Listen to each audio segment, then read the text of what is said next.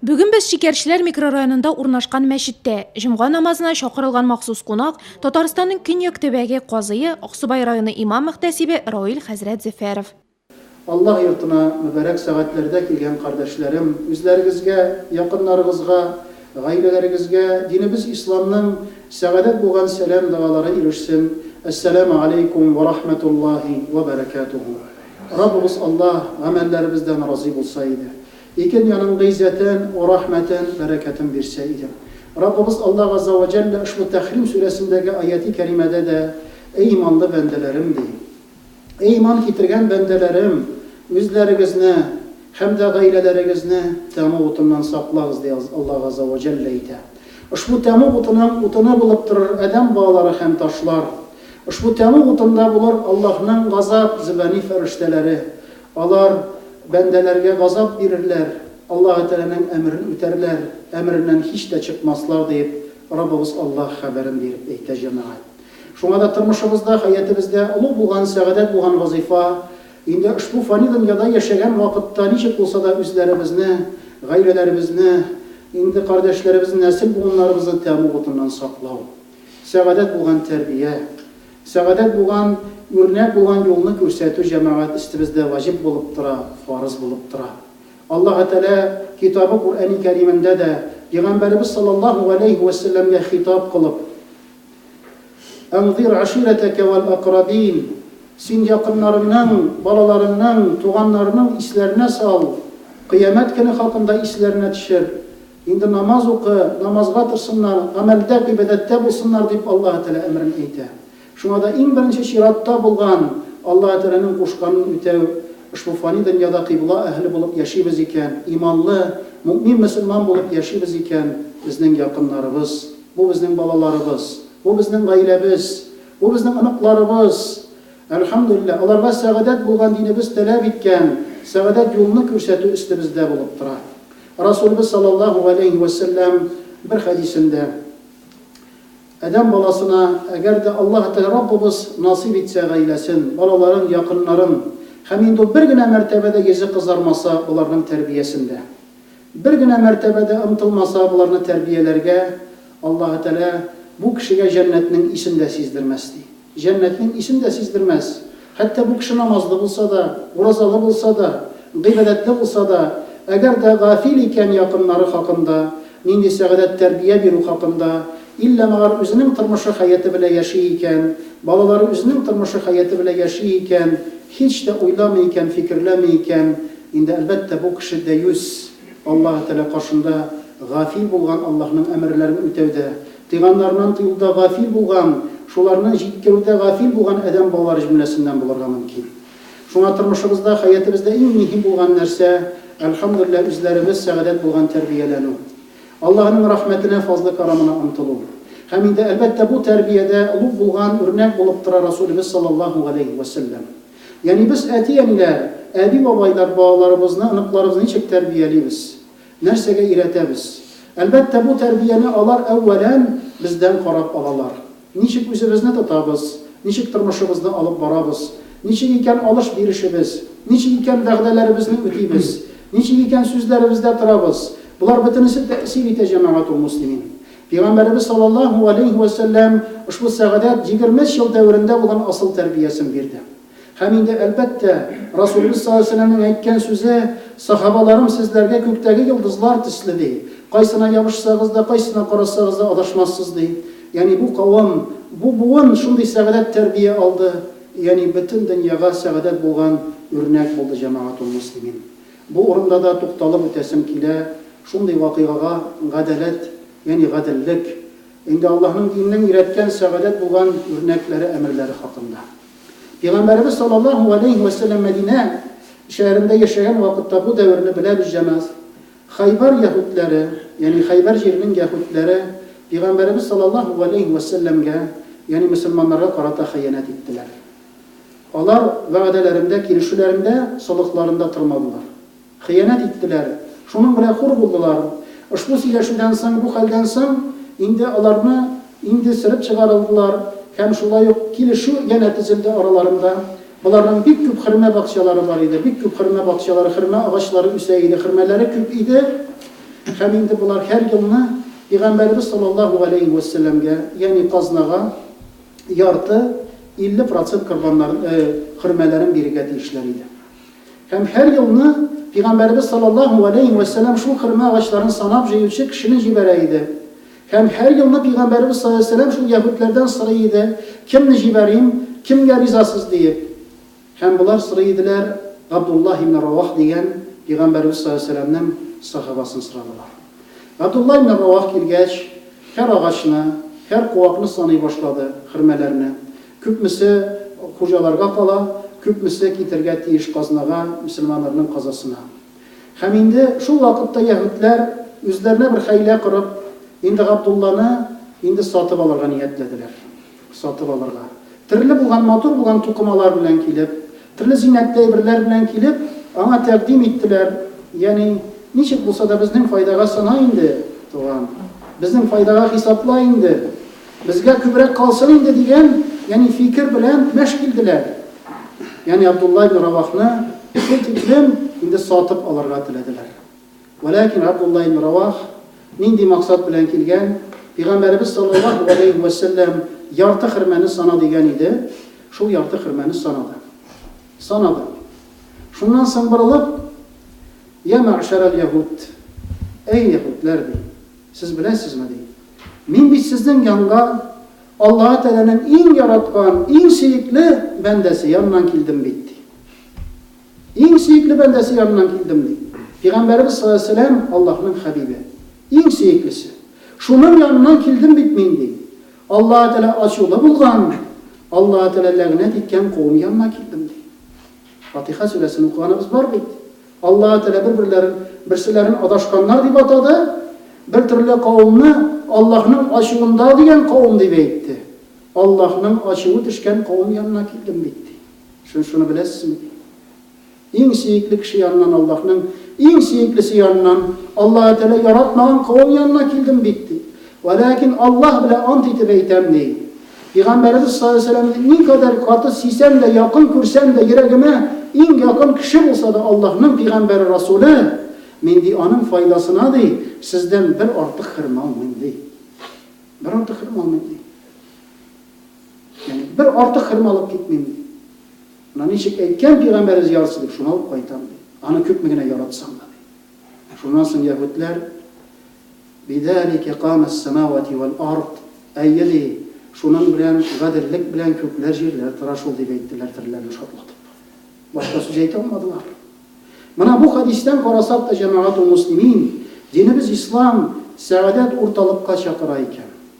Ягъни үзеңнең мәйлеңә туры килгән, үзең санлаган, үзең хөрмәт иткән кешене генә якын күрергә өйрәтми икән, һәр өлкәдә гаделлеккә, күркәмлеккә, тигезлеккә чакыра икән, хөрмәткә чакыра икән. Расулыбыз саллаллаһу алейхи ва сәлләм шундый асыл тәрбияне бирде сахаби кирамнарга. Ушбу асыл булган тәрбияне табигиннар алды, табигиннар алды. Улуг булган остазларыбыз алды, мәзһәб галимнәребез алды. Буыннан буынга шул тапшырылды. Сәгадәт татар халкында да әлхәмдүлиллаһи раббил галәмин. Ушбу динебез ислам ныгып урнашып, тормышыбызга, хаятыбызга улуг сәгадәт тәэсир ясады. Безнең милләт буларак, безнең халык буларак саклый торган нәрсә ушбу дин ислам. Алла Раббыбызга булган иман.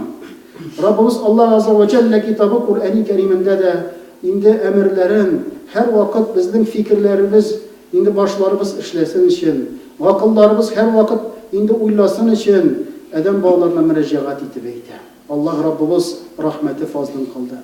Мөэмин мөселманнарны Аллаһ азza ва җаллә яна мактап: "Ва антум ухриҗат лин-нас", сез бит бөтен кешелеккә тәкъдим ителгән, күрсәтелгән инде кавымнарның, өммәтләрнең иң хәерлесе дип Аллаһ азza ва җаллә әйтте. Иң хәерлесе дип әйтте. Ягъни бөтен кешелеккә тәкъдим ителгән кавымнарның иң хәерлесе дип әйтте. Җәмәгатул муслимин безне ахыр өммәт хакында сүз бара.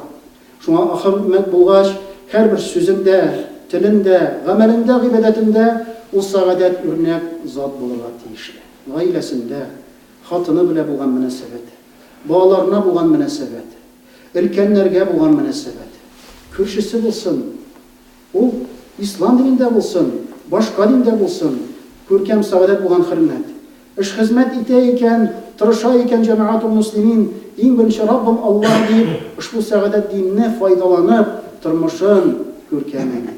Әгәр дә хаятында үзен җәмәгать тәртипсез, әдәпсез итеп адәм баласы тота икән, үзен мөселман санап йөреп, Пәйгамбәрбез саллаллаһу алейһи ва сәлләмнең хәдисен оныта икән, "Әл-муслиму ман салимуна муслимуна мин лисаниһи ва ядиһи", мөселман шулдыр ди, аның теленнән һәм дә аның кулыннан башкалар сәламәт дигәнне тәгълиматны оныта икән җәмәгать. Ни файда бирер адәм балалары? Бармак төртеп күрсәтеп, "Әнә мөселманнар шундый" дип, Аллаһ йорты мәчетләргә килеп тәбәхәсләшеп, сүз куертып, бер-берләрен ихтирам итмичә, яшьләре өлкәннәрне байламыйча, һаман да үз сүзләрендә булып тормышларын, хаятларын дәвам итәләр дип әйтерләр. Алла Раббыбыз да әйтә. Әгәр дә низак арагызда булса ди, бәхәс булса ди, сезнең куәтләрегез китәр ди. Фәтәфшәлу рихум. Алла Азza ва Җалланың сүзе бу. Куәтегез китәр, кудрәтегез китәр. Дин ислам һәр вакыт өлкәннәр, яшьләр бергә булып, сәгадәт улуг бер максат белән яшәгәннәр. Кадер сәгадәт булган хөрмәттә яшәгәннәр. Әгәр дә адәм баласы яши икән, иртәдән уянып китә икән, кемдер һәр вакыт гаепле, мулла гаепле, тегесе гаепле, фәлән гаепле, фәлән итәләр, тегән итәләр дип, җәмәгатул муслимин, динебез ислам, әгәр дә карасак, Пәйгамбәрбез саллаллаһу алейһи ва сәлләмнең мисалына, бер вакыт Пәйгамбәрбез саллаллаһу алейһи ва сәлләм bir Yahudның җеназасын күтәреп барган вакытта торып басты күзеннән мөлдер-мөлдер яшьләр ага. Халык: "Я Расулаллаһ, бу бит Яһуд. Яһуд. Мөселман түгел бит бу." Әйе шул ди. Мин аңа ди хакыйкатьне ди ирештирә алмадым. Тәму утына керә бит инде бу ди. Тәму утына керә бит инде ди. Әйе, адәм баласы бит. Адәм баласы. Пәйгамбәрбез саллаллаһу алейһи ва сәлләмне күпме җәберләделәр. Яман начар сүзләрне әйттеләр, безнең ишеткәнебез юган ди сүзләрне. Анырак карата нинди мөгалләмә кылдылар җәмәгать. Ул иң хәерле булган бәндәләрнең, Аллаһның сөйекләренең берсе. Валакин Пәйгамбәрбез саллаллаһу алейһи ва сәлләм бәддуа кылдымы? Әгәр дә безгә берәрсе катырак сүз әйтсә, бәрелеп китсә, без кулларыбызны күтәреп калыйбызмы? Бу кешегә: "И Раббым Аллаһ, сәламәтлек әйлә үзенә, гаиләсенә, балаларына" дип дуа кылабызмы? Юк, җәмәгать.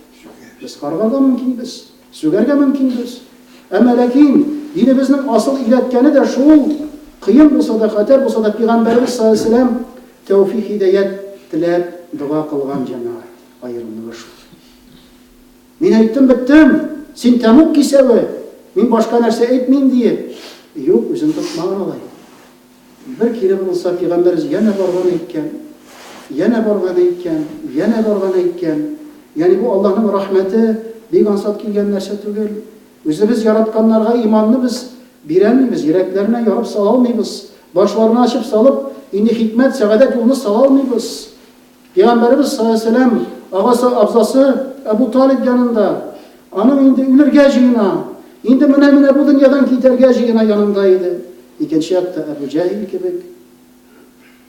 Yani şu müşriklerinin ulukları, Peygamberimiz ey abıyım, ey abzam, ey la ilahe illallah, Muhammed Resulullah kelimesini ey, şefaat itermin, yaplarmın, Rabbim Allah'tan sırarmın deyip, Ebu kavim, sen nerse, Abdülmuttalib'nin ümmetinden gitmişsin mi?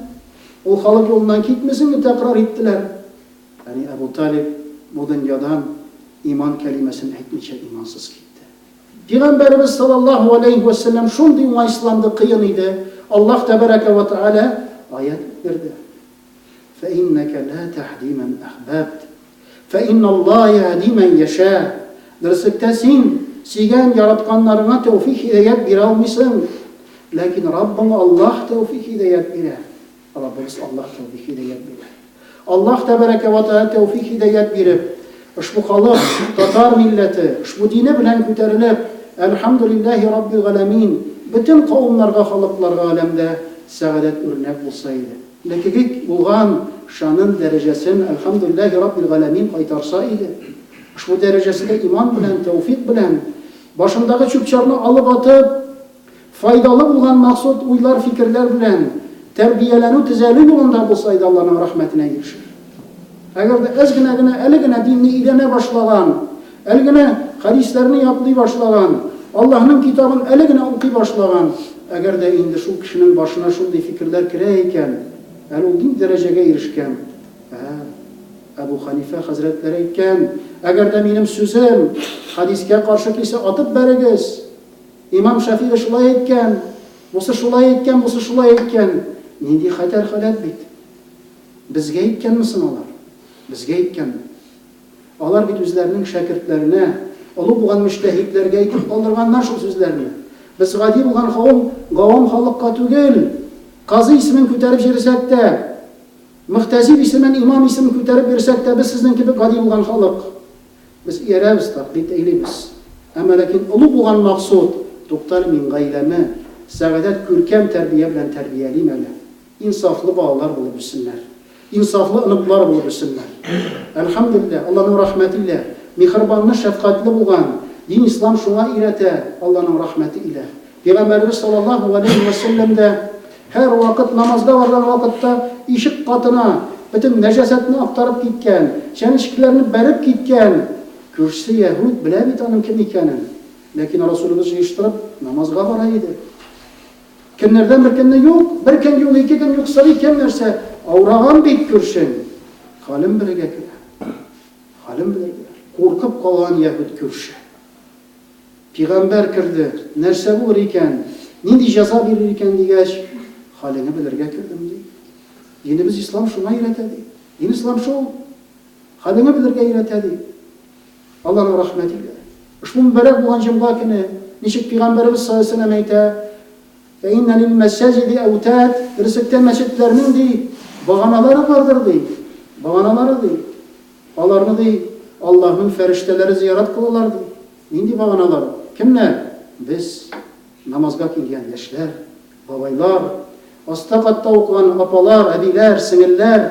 Ягъни без килдек намазга, зикр итәргә, бер-беребезгә сәлам бирергә, бер-беребезне хәйр булган вәгазь тыңларга килдек җәмәгать. Аллаһның рәхмәте илә. Әгәр дә буларның берсе ди авырап китсә икән, шул фәрештәләр сыйлар икән, кайда фәлән улы фәлән, бер дә күренми диеп, зиярат кылар икән, хәлен беләләр икән. Әгәр дә авыр уңайсыз хәлдә икән, фәлән улы фәләннең кыенлыгы бар дип, Аллаһтан сыйлар икән.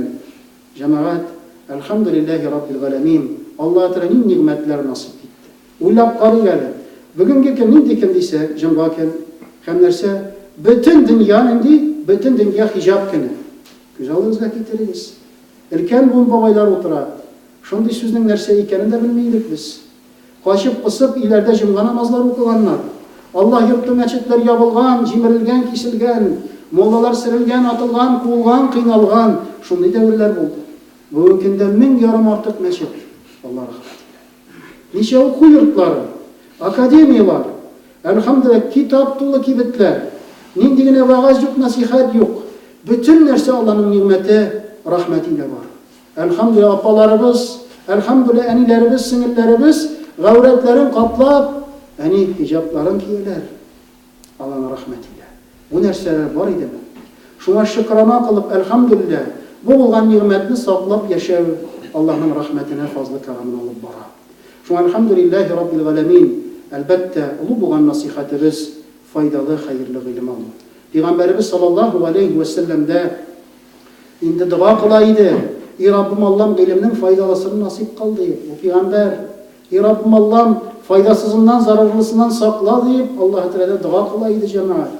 Пәйгамбәрбез саллаллаһу алейхи ва сәлләм көненә 70 мәртәбә, 100-дән мең күбрәк мәртәбә әстәгъфируллаһ, әстәгъфируллаһ, әстәгъфируллаһ дип әйтә иде җәмәгать. Аллаһ Тәгалә ялвара иде. Анардан күркәмрәк сәгадәт үрнәк зат юк иде. Аллаһның рәхмәте илә.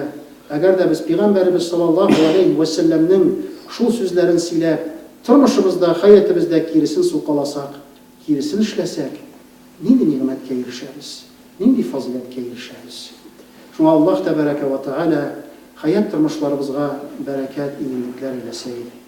Раббыбыз Аллаһны зурлап, ниғмәтләренә шөкрана кылып, Пәйгамбәрбез саллаллаһу алейхи ва сәлләмгә салаватлы ва сәламлы булып, ушбу фани дөньяда яшәгән вакытта һәрбер әйткән сүзебезгә җаваплыкны тоеп,